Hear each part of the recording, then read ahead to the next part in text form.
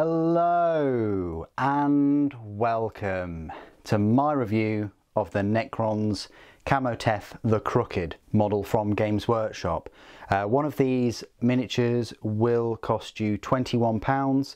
It was the store anniversary model, and some stores had them. Some stores you had to purchase them and they would arrive later on. It's not to be confused with another Warhammer Commemorative Series model. This one right here, the Lord Kamoteph the Resplendent. This one was a made-to-order mini that was initially just going to be for the US tournament events, but they decided last minute to have that as made to order along with an Age of Sigmar commemorative model. And I think that's the same for Kamoteph. There was also an Age of Sigmar model as well for the store anniversary. So one was a store anniversary and the other one was like an open day miniature. It's worth noting that they both cost £21. The Kamoteph is called Lord Kamoteph and this one is just Kamoteph the Crooked. They don't have any named character specific rules to them. Games Workshop have just given them names, so yeah, that's a bit disappointing. I do like it when Games Workshop actually have some specific rules for these named characters, but it is what it is. What we'll do is we'll have a closer look at this model. We'll go through some size comparisons and then I'll just have a little look at the rules. Technically you could proxy him as a Necron Lord or even an Overlord, as both of them have these you know, staff of lights I would call them, but the Overlord typically has the tachyon arrow, which is you know, a ranged weapon. It's 120-inch range, but both of these do not have on their personage, I guess. Kamoteph does have that resurrection orb showcased on the model. You can proxy Kamoteph the Crooked as a Necron Lord. I'm not sure whether I would push him to then proxy as a Technomancer because he doesn't really have a cloak or a Canoptech control node.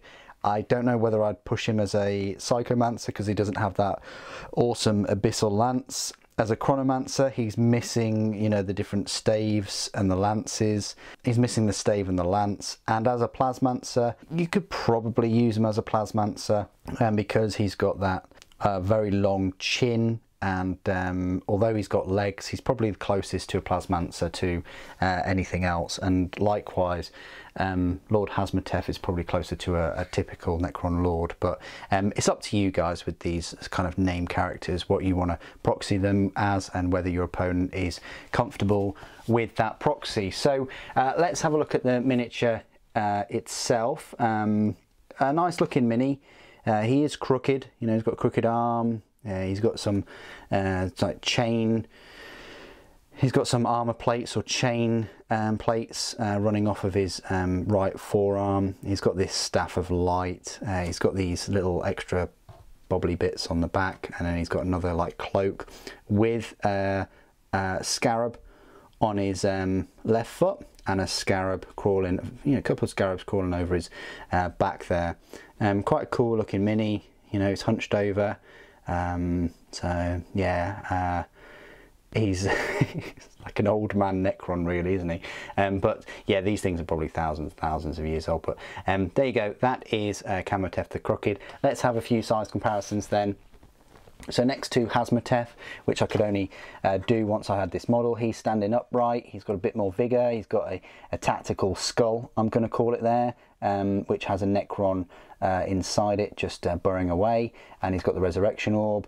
I'm not sure, I mean, when I first saw them, I preferred this model, but now looking at them, I kind of prefer this one, even though his like head joints, you know, his neck is really crooked towards that resurrection orb.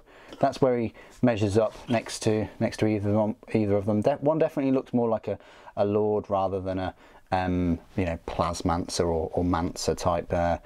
One definitely looks more like a Lord and one looks more like a Cryptek. So there you go. Next to your tried and tested Overlord there with the War Scythe and the Resurrection Orb, that's where he stands. Again, it looks more like a Mancer type unit, and then the one in the Indomitus box set with the tachyon arrow there. That's where he holds up there. And just for comparison's sake, this is a fully painted Necron warrior. I know, painted models on the channel, whatever next. He is a fair bit taller, and obviously his staff is bigger too. So hope those size comparisons have helped. So that's where he measures up with the other Necron models. With Imperium models, we have a Primaris on the right, a Space Marine on the left, and then a Slant Marbo in the middle. Compared to a Space Marine, he is a bit taller.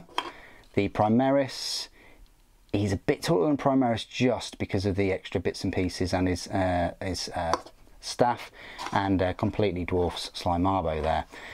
So yeah, quite a tall model. Necron models are usually a bit taller than Space Marines or even Primaris, so that's where he stands out against the Imperium. And the next part of this review will be going over his rules. And the next part of this review will focus on his rules. Now it's up to you whether you want to take him as a Lord or as a Plasmancer.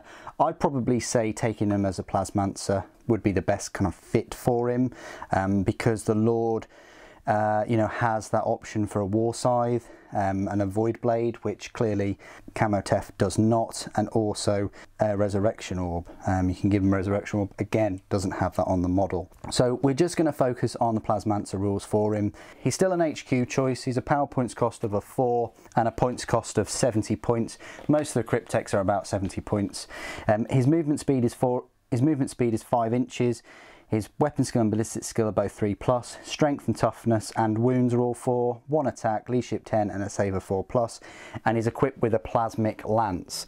It has a shooting profile and a melee profile, so for shooting it's an 18-inch range, assault D3, strength 7, AP -3, damage 2. That's fantastic. You know, statistically you're going to get 2 or more shots with that thing, and with ballistic skill 3 they're probably going to all hit, and it means that Space Marines are going to be saving on 6s unless they've got some invulnerable saves, and it's nice giving it 2 damage. In melee, it's a strength of the user, which is only 4, AP is still -3 and damage 2, so really its strength is with shooting that plasmic lance from 18 inches away. Abilities: Living Metal and Command Protocols. Living Lightning. At the start of your fight phase, roll 1d6 for each enemy unit within 6 inches of this model. On a 4+, that unit suffers 1 mortal wound. So that's very nice. 50-50 chance of units within 6 inches getting those mortal wounds. Harbinger of Destruction. At the end of your movement phase, if this model did not fall back that phase, roll 3d6s. For each 4+, the closest enemy unit within 24 inches of and visible to this model suffers 1 mortal wound. Again, fantastic. At the end of the movement phase, you know, you're going to be rolling 3d6s and 4+s. Closest unit within 24 gets that mortal wound. So again, more mortal wounds. And finally, Dynastic Advisors. If your army is Battleforged, then each Cryptech unit included in a detachment that also contains at least 1 noble unit, a second Cryptech unit, can be included in that detachment without taking up an additional battlefield roll slot. So yeah, if you're taking a full Necron army and you've got this guy, you can take up another Cryptech and it won't take up another HQ choice. Keywords: Necrons, Infantry, Character, Fly, Cryptech, Plasmancer. So there you go. I would take him as a Plasmancer out of all of the other Cryptechs that are available. You know, the weapons fit, other than him having legs and maybe the lightning kind of things on his back. It just makes sense to have him as a second Plasmancer, and Plasmancers are pretty good. They can dish out those mortal wounds from range. They're just going to be quite vulnerable in close combat. So that's why you need some Cryptic Thralls or some Scorpex destroyers nearby just to act as his bodyguard. So that is my review of the Necrons Kamoteph the Crooked Warhammer Commemorative Series model, the store anniversary miniature that came out in 2021. What do you guys think? Please do put your thoughts and opinions down in the comments below. It'd be great to hear your opinions. Thank you ever so much for joining me today. Thank you for watching. The Silent King protects.